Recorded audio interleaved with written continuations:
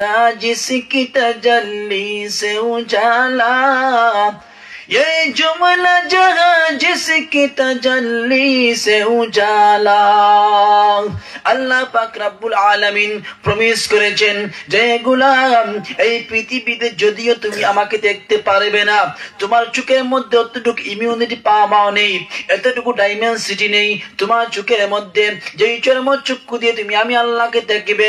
ও গোলাম, আমি আল্লাহ তোমার সঙ্গে প্রমিস করেছি যেই দিন তোরা জান্নাতে ছুটে চলে যাবে, ওই জান্নাতে যাওয়ার পরে আমি আল্লাহ তোমাদের সঙ্গে সাক্ষাৎ করব। বলুন সুবহানাল্লাহ।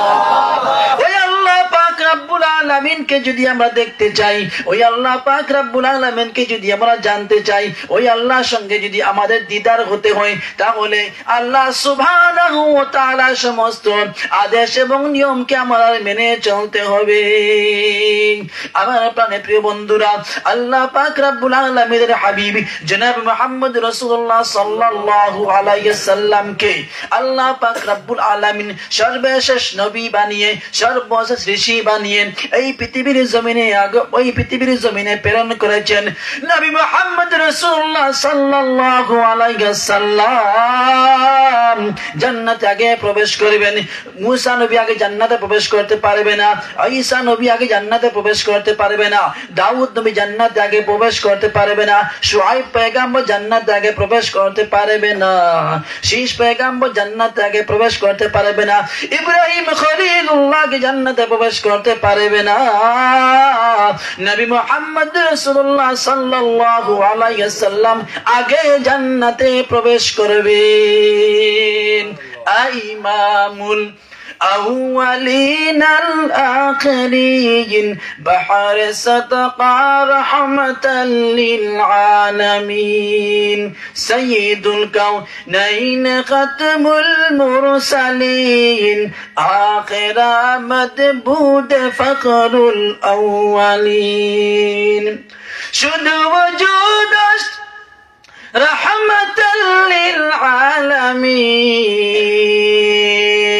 مسجدे वो शेख हमारू ज़मीन देखे जातर आलम मोहतरम मुस्तफा की उम्मत खैरुल उम्म। जय नबी मुहम्मद मुस्तफा সাল্লাল্লাহু আলাইহি সাল্লাম জান্নাতে আগে চলে যাবেন সমস্ত পয়গম্বরদের আগে। তদ্রূপ ভাবে মুহাম্মদ সাল্লাল্লাহু আলাইহি সাল্লামের উম্মত যারা এখানে বসে আছে, এখন প্রায় রাত 1:20 বাজে, তারা আগে অন্যান্য নবীর উম্মতের আগে নবী মুহাম্মদ রাসূলের শুধুমাত্র তাবলীগের জন্য, শুধুমাত্র দ্বীনের দাওয়াত পৌঁছাতে ওনার জীবনের 30 বছর তিনি স্পেন্ডিং করেছেন, ব্যয় করেছিলেন। রাসূল সাল্লাল্লাহু আলাইহি সাল্লাম দিনের দাওয়াত দিতে দিতে তিনি ক্লান্ত হয়ে রাতের বেলা যখন ওনার ঘরে ফিরতেন, ওনার ঘরে ফেরার পর আম্মা জান খাদিজাতুল কুবরা রাদিয়াল্লাহু তাআলা আনহাকে দরজাকে নক করার সঙ্গে সঙ্গে দরজা খুলে দিত। রাসূল সাল্লাল্লাহু আলাইহি সাল্লাম ওনার জীবনে 30 বছর তিনি স্পেন্ডিং করেছিলেন ঘুমিয়ে নয়। ওনার জীবনে 30 বছর তিনি স্পেন্ডিং করেছিলেন, অতিবাহিত করেছিলেন শুধুমাত্র উম্মতের কাছে এই বাণী পৌঁছানোর জন্য যে তোমরা বলো লা ইলাহা ইল্লাল্লাহু মুহাম্মাদুর রাসূলুল্লাহ। এই করে তোমরা অন্তর দিয়ে বিশ্বাস করতে হবে আর তোমরা আমলে রূপান্তরিত করতে হবে। আল্লাহ ছাড়া কোনো মাবুদ নেই, কোনো ইলাহ নাই। আল্লাহ পাক রব্বুল আলামিন কোরআনে কারীমের মধ্যে বলেন لو كان فيهما آلهة إلا الله لفسدتا।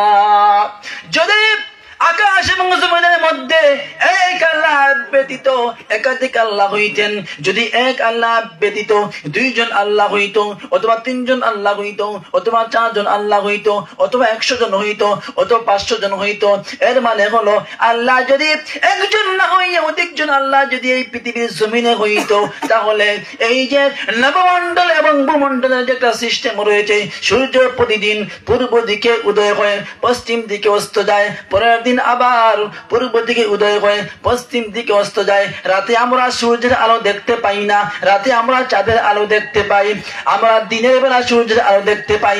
এই যে সোলার সিস্টেম রয়েছে, আল্লাহ পাক রব্বুল আলামিন এই যে একটা নিজাম সৃষ্টি করেছেন।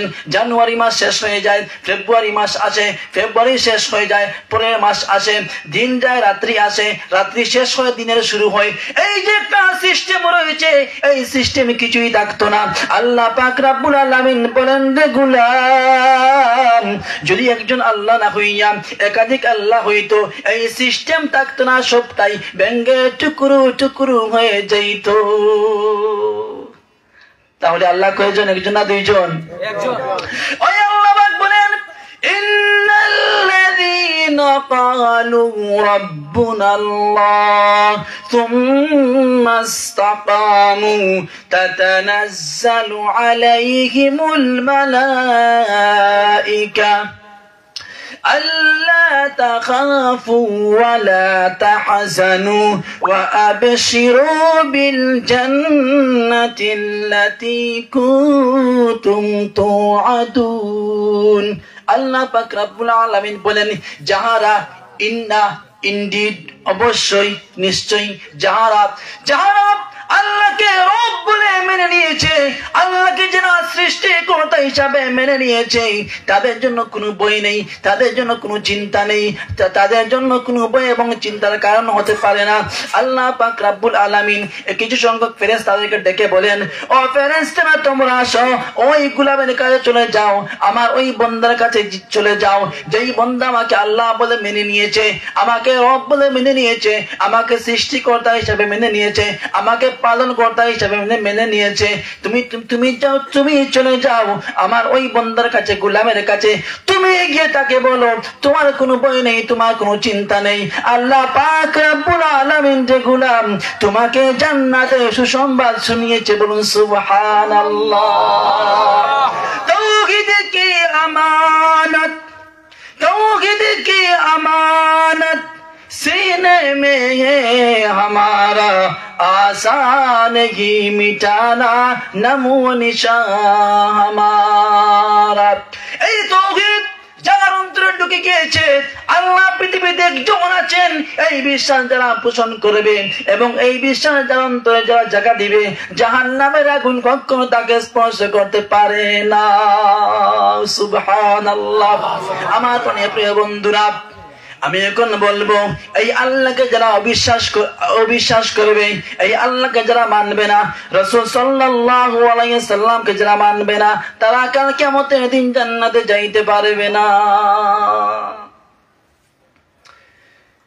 Those who disobey Allah Almighty subhanahu wa ta'ala and his last and final messenger, apostle Muhammad, peace be upon him, he never ever go to paradise heaven.